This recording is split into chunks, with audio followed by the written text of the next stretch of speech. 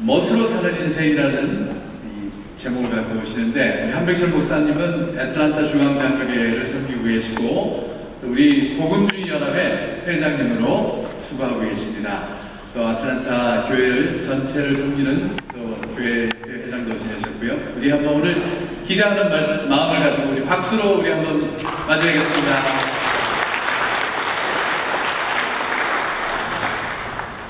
주님의 은총과 평화가 여러분 가운데 임하기를 소망합니다. 유난히 금년에 늦더위가 기승을 부렸지만 이제 한로를 지나서 상강을 향해 가고 있는 가을의 한복판입니다. 내일 모레 월요일이 상강이에요. 우리가 미국 살다 보니까 이런 세시풍속 잊어버리고 사는데 서리가 내린다는 상강이 내일 모레입니다. 이 시기가 되면 가을에 쾌청한 날씨가 계속되고 밤에는 기온이 낮아져서 그 수증기가 지표에 엉켜서 서리가 내리는 계절이죠. 초간 선생문집이라는 책에 보면 상강에 대해서 이렇게 이야기합니다. 한밤중에 된서리가 팔방에 두루내리니 수견이 천지가 한번 깨끗해지네. 바라보는 가운데 점점 산 모양이 파리해 보이고 구름 끝에 처음 놀란 기러기가 나란히 가로질러 가네. 이렇게 상강절기를 묘사하고 있습니다. 농가 12월 숙시라고 하는 그 시에 보면 한로와 상강에 대해 해당하는 절기의 모습을 또 이렇게 그려놓고 있습니다. 초목은 잎이 지고 국화향기 퍼지며 승냥이는 제사하고 동면할 벌레는 굽히니. 이처럼 상강절기가 되면 가을 끝절기가 되어 계절의 변화가 뚜렷하게 나타나게 되죠. 농부들의 손길이 분주해지는 때입니다. 가을은 한편으로 보면 돌아봄의 계절이기도 하죠. 여기 계신 시니어들 아마도 인생의 계절로 치면 가을 아니면 만추에 해당이 되시는 분들이 많이 계실 텐데, 세월이 갈수록 회한이 깊어지는 것은 우리 삶의 열매가 부실하다는 그런 자각 때문일 것입니다. 각자 자기에게 맡겨진 일들을 수행하느라 분주하게 지내기는 하지만 가을빛을 품은 곡식들처럼 여물지 못한 채 죽정이로 시들어버리는 것 같아 안타까운 마음 금할 길이 없겠죠. 여러분은 좋은 사람이 되고 싶은 꿈을 여전히 간직하고 계십니까? 지혜로운 시니어라고 이번 컨퍼런스 주제를 정하셨는데 지혜로운 시니어가 되어가고 계십니까? 오늘 제 설교 제목처럼 여러분 멋진 인생을 살고 계시고 또 살아오셨습니까? 특별히 이 상강절기가 되면 왠지 모를 그리움이 우리 가슴에 깃들기도 합니다. 시인 나이덕 씨는 가을을 가리켜 이렇게 노래했습니다. 그 자리에 있는 것만으로도 아름다움, 단풍 같은 사람 하나 만나고 싶어질 때. 저는 여러분들이 그런 사람 되기를 소망합니다. 아름다운 사람, 단풍 같은 사람, 그 자리에 있는 것만으로도 감동스러운 그런 시니어들 되시기를 주의 이름으로 간절히 축원합니다.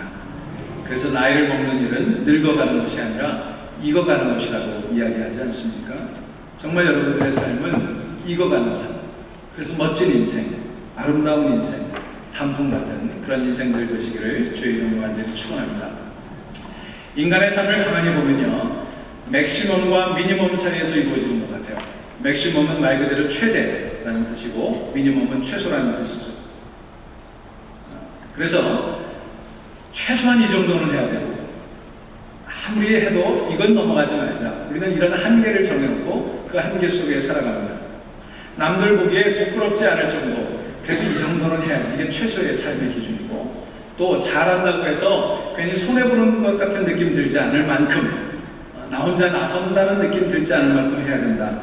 이렇게 우리는 그런 세이프티존, 안전지대를 만들어 놓고 그 속에서 삶을 살아가요. 인간의 삶에는 두 가지 차원이 있습니다. 하나는 필요의 세계이고 다른 하나는 필요 이상의 세계입니다. 필요의 세계는 경험과 질서가 삶의 기본이 되고 법과 이치가 지배하는 세계입니다. 반면에 필요 이상의 세계는 상식과 직관이 삶의 기초가 되고 포용과 긍정이 그 특징인 세계라고 할 수 있겠죠. 일찍이 우리나라의 유명한 국어학자였던 이이승 선생님은 이같이 필요 이상의 것, 이것을 가리켜서 멋이다 이렇게 얘기했어요. 멋은 필요와 의무라는 타의적인 것에 의존하는 삶을 넘어서서 스스로 선택하는 자의의 영역에 속한다는 거예요. 누가 멋있는 사람이냐? 필요한 것만 하는 사람이 아니라 필요 이상을 할 줄 아는 사람, 꼭 해야 되는 의무만 수행하는 사람이 아니라 의무 이상을 하는 사람, 이런 사람이 멋진 사람이에요. 오늘 본문에 보면 예수님께서는 이와 같은 우리 삶의 두 가지 차원을 아주 극적으로 표현하기 위해 이렇게 말씀하고 계십니다. 누구든지 내 오른뺨을 치거든 왼편도 돌려주며 또 너를 고발하여 속옷을 가지고자 하는 자에게 겉옷까지도 가지게 하며 또 누구든지 너로 억지로 우리를 가게 하거든 그 사람과 심리를 동행하고 내게 구하는 자에게 주며 내게 꾸고자 하는 자에게 거절하지 말라. 여러분 한번 생각해 보십시오. 상식과 경험, 논리적인 측면에서 보면 이건 받아들이기 어려운 말씀이에요. 꼭 그럴 필요가 있을까? 이건 필요 이상의 행동이고 이거 지나치게 오버하는 거 아닌가 그런 생각이 듭니다. 그런데 놀랍게도 이처럼 필요 이상으로 오버하는 것처럼 보이는 그런 삶을 가리켜서 멋이라고 이야기한다는 거예요. 꼭 해야 할 의무의 범위를 넘어선 필요 이상의 차원, 바로 여기에 멋의 핵심이 있는 것입니다. 여러분 한번 생각해 보세요. 세상에 꼭 필요한 것만 있다. 꼭 있어야 할 것만 있다. 법과 의무와 이치만 존재한다. 여러분 그런 세상이 얼마나 삭막하겠습니까? 옷은 그저 추위와 더위를 막을 수 있으면 그만이다. 이렇게 생각하면 음식은 필요한 영양소만 공급해주면 그만이다. 이렇게 생각한다면 집은 그저 바람만 막아주고 비만 막아주면 그만이다. 이렇게 생각한다면 이 세상은 어떨까요? 그런 사람들에게는 예술도 필요 없고 문학도 필요 없고 철학이나 종교 따위는 더더구나 불필요한 것이 되고 말 것입니다. 하지만 여러분 세상에는요 필요해 보이지 않는 것 같은 것들이 오히려 우리 삶을 윤택하게 만들고 아름답게 만든다. 실용과 편리라는 필요의 차원에서 본다면 여러분 우리나라의 한복의 옷고름 같은 거는요 단추처럼 실용적이지도 않고 치렁치렁거리는 것이 불편합니다. 하지만 우리 한복의 멋은 그 옷고름에 있어요. 옷고름 떼어내고 실용적으로 단추를 달아버린다면 그건 아주 멋대가리 없는 옷이 되고 말 것입니다. 이러한 사정은 우리 인간관계에 있어서도 마찬가지입니다. 흔히 우리 한국 사람들은요 음식점 앞에 가면 밥 잘 먹고 계산대 앞에서 다툽니다. 서로 떠밀기도 하고 옷자락을 당기기도 하고 싸우는 거예요. 함께 다정한 음식을 먹을 때는 참 좋았는데 왜 이렇게 싸우는 걸까? 그런데 그 싸움은 아무리 길어봐야 1분을 넘기지 않습니다. 신기한 건 주변 사람도 말리지 않는다는 거예요. 그러다가 한 사람이 상대방을 밀어내고 계산대 앞에 서면 그 수상적인 싸움은 그치게 되죠. 그리고 싸우던 사람들은 전보다 더 다정하게 음식점 문을 나서게 됩니다. 그리고 이 싸움의 특징은요, 진 사람이 이긴 쪽보다 더 미안해한다는 것이 특징입니다. 뭘 그렇게 싸울 필요가 있을까? 그저 음식값 둘로 딱 나눠서 반반씩 내면 그만이지.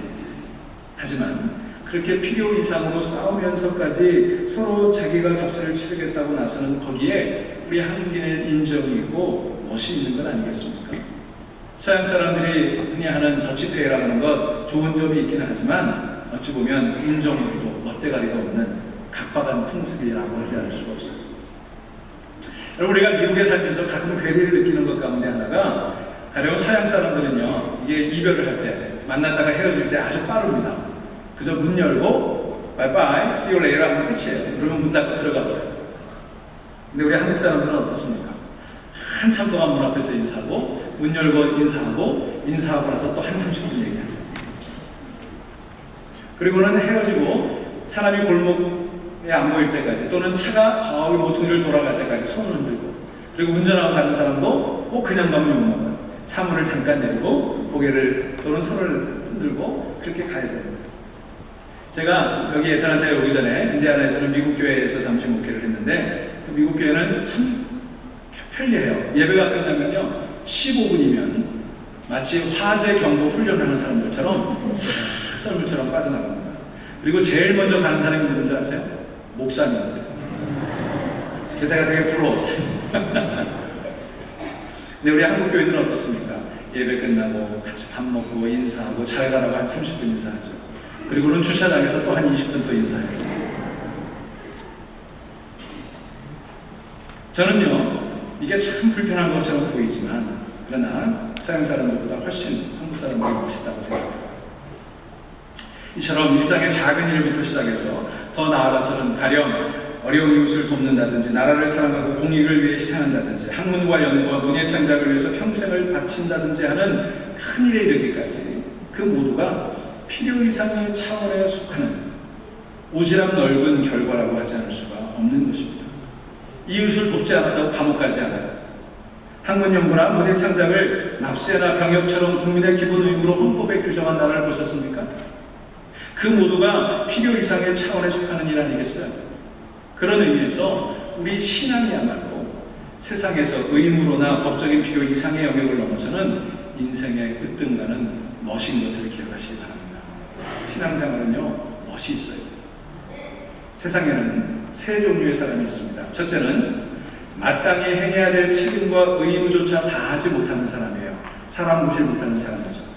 둘째는 반드시 해야 될 일, 꼭 필요한 일에는 충실하지만 그 이상을 좀처럼 넘어가지 않는 사람이에요. 이런 사람을 멋대가리 없는 사람이에요. 셋째는 꼭 필요한 일은 아니지만 의무와 상식의 선을 넘어서서 살아가는 사람들이 있어요. 이런 사람들을 우리는 멋있는 사람이다. 이렇게 얘기합니다. 우리 기독교인들은, 우리 그리스도의 제자들은 이런 세 번째 유형의 사람이라고 볼 수 있어요. 우리는 다 인생의 맛을 알고 필요의 차원을 넘어서서 세상 사람들이 부러워하고 고마워하고 오래도록 기억되는 멋있는 사람들이 되어야 할 줄로 믿습니다. 여러분, 만약 우리 예수 믿는 사람들이 세상 사람들 눈에 보기에 별로 부러워할 것도 멋대가리도 없는 그런 매력 없는 사람이라면 참 부끄러운 일 아니겠어요? 왜 이렇게 되었을까요? 왜 오늘의 기독교가 이렇게 되었을까요? 그건요, 신앙생활을 필요에 따라서만 하기 때문에 그래요. 꼭 해야 되는 의무처럼 하기 때문에 그래요. 여러분, 교회가 세상을 위해 기도해야 하고 걱정해야 마땅한데 요즘은 세상이 교회를 걱정해주고 있습니다. 왜 이 지경이 되었을까? 첫째로, 신앙을 피할 수 없는 의무로, 안 하면 안 되는 책임으로, 따라서 부담스러운 짐처럼 여기면서 신앙생활을 하기 때문에 그래요.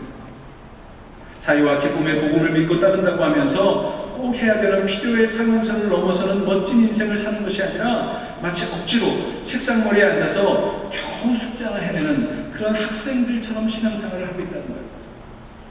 그렇게 안 하면 벌 받아야 하는 법적인 요구로 하고 있기 때문에 세상 사람들이 볼 때 매력도 없고 감동도 주지 못하는 정말 멋대가리 없는 집단이 되어버리고 말았어요. 교회가. 여러분, 옛날 유대교의 바리새인들, 서기관들 얼마나 의무를 잘 이행했습니까? 얼마나 신앙의 열성적으로 철저했습니까? 안식일 엄수했죠. 11조 바쳤죠. 한 주간에 2번씩 금식했죠. 정해진 시간을 맞춰서 경건하게 기도했죠. 그런데 그런 사람들이 세상 사람들을 보기에 멋대가리가 없었어요. 감동이 없었어요. 그래서 예수님에게 다 몰려들었던 거예요. 그들은요, 신앙을 스스로 우러나서 감사와 기쁨으로 하는 것이 아니라 법적인 의무로 강요했기 때문에 그래요. 가령 안식일에는 아무것도 하지 말아야 된다는 법조문만 지킬 줄 알았지, 안식일에도 죽어가는 병자가 있으면 고쳐주는 일이 더 귀한 일인 줄 알지 못했습니다. 11절을 꼬박꼬박 떼어 바치며 율법을 지키는 줄만 알았지, 자기의 소유를 송두리째 바치는 가난한 과부의 동전 두 잎이 얼마나 소중한지를 깨닫지 못했어요. 기도할 때는 사람들이 많이 모이는 넓은 저작거리에서 하늘 우러러 두 팔을 지켜들고 자랑스럽고 큰 소리로 기도할 줄만 알았지, 골방에 들어가 문을 걸어 잠그고 은밀한 길에 보시는 하나님과 마주할 줄 몰랐던 거예요. 구제할 때 사람들 앞에 그것을 과시해서 칭찬을 듣고 생색내는 일에만 이골이 났지, 오른손이 하는 일을 왼손이 모르게 하는 숨은 봉사가 얼마나 귀중한지를 그들은 알지 못했던 것입니다. 그러니 그처럼 열성적으로 경건하게 율법과 계명을 지켜 행하고서도 사람들 보기에는 멋대가리가 없었던 거예요. 지금 한국교회가 꼭 그런 직업이 되어버리고 말았습니다. 두 번째, 교회가 외면당하는 이유는요, 우리가 신앙생활을 너무 공리적으로 생각하고 있기 때문입니다.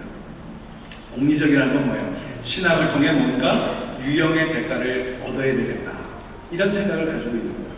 흔한 말로 예수 믿고 교회 나가면 부자가 된다더라, 죽을 병도 낫는다더라, 무병장수한다더라, 자손이 번성한다더라, 이런 식의 공리적 목적을 가지고 신앙생활을 한다면 세상에 누가 그런 개걸스러운 그리디한 크리스천들을 부러워하고 멋있다고 존경하겠습니까?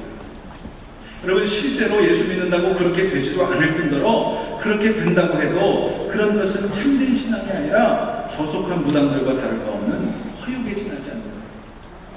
서울관 도련님과 정원한 여인이 그 도련님 모시기를 기다리면서 금가락지 하나 사오겠지, 뉴똥치마 한 벌, 꽃티분이라도 사오겠지 이러고 있다면 그걸 어떻게 아름다운 사랑이라고 얘기할 수 있겠어요? 세 번째로 교회가 오늘 외면당하고 있는 이유는 꼭 해야 할 법적 의무를 넘어서서 필요 이상의 높은 차원에 살아야 할 신앙인들이 사실은 신앙이 없는 세상 사람들의 수준에도 미치지 못한다는 거예요. 교회가 상식적인 일을 지키지 못하고 있어요. 상식이 없는 일들이 얼마나 교회에서 많이 벌어지고 있는지 몰라요. 평균 이하의 삶을 살아가고 있기 때문에 세상에서 화해와 평화의 모범을 보여야 할 교회가 싸움이 그치지 않는 집단으로 소문이 나 있고 마땅히 민주적이어야 할 교회가 질서 없이 목사의 독재나 장로의 독재로 피폐해져가고 재물과 하나님을 겸하여 섬길 수 없는 교회가 막대한 돈으로 화려한 교회당을 짓는 일에만 혈안되어 있고 이를 둘러싼 이권 때문에 멱살잡이를 하고 있고 법정 다툼이 끊이지 않고 있으니 이런 교회가 어찌 세상에 존경과 사랑과 그런 감사의 마음을 담을 수가 있겠습니까? 여러분, 신앙이란 무엇인가요? 그것은 법적인 의무를 넘어서서 안 해도 누가 뭐라고 하지 않을 필요 이상의 차원에서 사는 것, 즉 멋으로 사는 것이 신앙이에요. 세상의 이해타산적 견지에서 볼 때 그것이 손해되는 길일지 모릅니다. 오리를 가는 것만 해도 어딘데 구태여 신리를 갈 이유가 어디 있습니까? 속옷을 주는 것만도 큰 희생인데 겉옷까지 주는 오지랖은 무슨 소용입니까? 한쪽 뺨을 맞고 참는 것도 속이 부글부글 끓을 지경인데 다른 쪽도 대라니 이건 무슨 청승인가요? 하지만 그게 멋이라는 거예요. 그게 세상 사는 맛이고 그게 그리스도인의 삶이라는 거예요. 우리 예수님은 그런 멋진 분이셨습니다. 우리 예수님은요 오지랖 넓은 분이셨어요. 죄악으로 가득 찬 세상 그대로 망하도록 내버려 두셔도 될 것을 굳이 하늘보다를 버리시고 이 낮고 낮은 초라한 베들레헴 말구 위에 갓난아기의 모습으로 태어나시기 뭐랍니까? 그깟 세상 하나 더 만들면 되지 뭐. 이놈의 망할 놈의 세상 망하게 놔두고 멀쩡한 세상 하나 만들면 되잖아. 여러분 그럴 수 있는 분이셨잖아요. 도공이 마음에 들지 않는 도자기를 깨뜨려버리고 새도 빚듯이 이 세상 멋지게 하나 더 빚으시면 되잖아요. 하나님을 마음에 두기 싫어하고 자기가 인생의 주인이 되어 제멋대로 살겠다고 의식하다가 인생 다 말아먹고 세상 다 망가뜨린 천덕꾸러기 우리를 그대로 내버려 둔다고 매정하다 할 것도 아닌데 한사코 그런 인류를 구원하시겠다고 십자가를 지실 필요가 있었을까요? 회개하라. 천국이 가까이 왔다고 선포하시고 나머지는 너 알아서 해라. 그것만으로도 감사할 일인데 회개하지 않는 양심에 화인맞은 우리를 대신해서 예수님 친히 당신이 세상 죄를 짊어지고 십자가를 지실 이유가 어디 있단 말입니까? 도저히 친구라고 말할 만한 구석 눈 씻고 찾아봐도 찾을 수 없는 우리 같은 부족한 인생을 친구로 불러주신 것만도 감사한데 그 친구를 위해 목숨을 버리는 것이 진짜 사랑이라는 당신의 말씀을 순수 지키시겠다고 우리 위해 목숨을 내어주셨으니 그건 도대체 무슨 오제배란 말입니까? 그 오지랖 넓은 사랑 우리는 어떻게 갚을 수 있을까요? 우리 예수님 그런 분이셨어요. 굳이 만지지 않아도 될 문둥병자를 만지시고 굳이 그렇게 안 하셔도 될 텐데 침으로 진흙을 개서 소경의 눈에 발라주십니다. 굳이 상종하지 않아도 될 세리와 창녀들과 식탁에 앉으셨다가 온통 비난을 한 몸에 얻으십니다. 하루 이틀 그렇게 산 것도 아니니 하루도 그렇게 산다고 해도 아무 문제가 없는 손 많은 사람을 굳이 안식일이 아니라 내일 고쳐주셔도 그것만으로도 크게 감사할 일인데 하필이면 두 눈 돌뜨고 지켜보는 율법학자들 보란듯이 회당 한가운데 그를 데려다 놓고 그를 고쳐주신 분 그분이 우리 예수님이셨어요. 수십 년을 그렇게 살았으니 하루를 더 그렇게 살아도 된다는 것이 우리의 상식, 우리의 논리였지만 수십 년을 그렇게 고통받았으니 하루라도 빨리 그 손을 고쳐주셔야 된다는 게 예수님의 마음이었어요. 자기들이 좋아서 따라왔으니 식사공도는 자기들이 해결해야 된다는 것이 제자들의 상식이었지만 그 늦은 시간에 그 외딴 곳에 이들을 먹이려면 엄청난 돈이 필요할 뿐만 아니라 그런 음식 구할 것도 없으니 흩어버리면 알아서 먹겠지. 이것이 제자들의 오랜 경험이고 그들의 현명한 판단이었지만 그 많은 배고픈 사람 그 늦은 시간에 그 외딴 곳에 흩어버릴 수 없다는 것이 필요 이상을 늘 생각하셨던 예수님의 마음, 하나님 아버지의 마음이었던 것입니다. 우리는요 이런 필요 이상의 호의를 의심의 문초리로 바라봅니다. 누군가 필요 이상의 호의를 베푸면 무슨 꿍꿍이가 있을 거야 이렇게 생각하죠. 여러분 영어에 이런 표현이 있어요. There gotta be a catch. 무슨 꿍꿍이가 있을 거야. 반드시 속셈이 있을 거야. 여러분, 우리는 그런 생각하잖아요. 세상에는 공짜가 없다는 게 우리의 생각이죠. 공짜 속에는 반드시 꿍꿍이가 있고 대가를 바라는 것이 있다는 게 우리의 상식과 경험이잖아요. 또 우리는 마땅히 해야 될 일들을 겨우 마지못해 해놓고는 그게 어디냐고 으스댑니다. 이 정도가 어디야? 이 정도면 됐지. 그런 교만의 삶 앞에 살아가고 있어요. 그러나 하나님의 사람은 그 정도로 끝나지 않습니다. 그 정도가 아니에요. 예수님의 삶은 늘 우리가 생각하는 그 정도, 그 한계, 그 상식을 뛰어넘었습니다. 그래서 우리는요, 사실은 그분이 불편해요. 예수님의 그 정도를 뛰어넘는, 그 한계를 뛰어넘는 사람이 불편해요. 우리가 아직 죄인되었을 때, 우리가 아직 연약할 때, 우리가 아직 원수되었을 때, 하나님은 예수 그리스도의 십자가와 고난과 죽음을 통해 우리에 대한 사랑의 한계를 무너뜨리셨어요. 여러분, 그게 은혜예요. 받을만 하지 못한 우리에게 값없이 주시는 사랑, 마땅히 벌을 받아야 될 우리들인데 그 벌을 면제해 주시는 그 자비, 이게 은혜예요.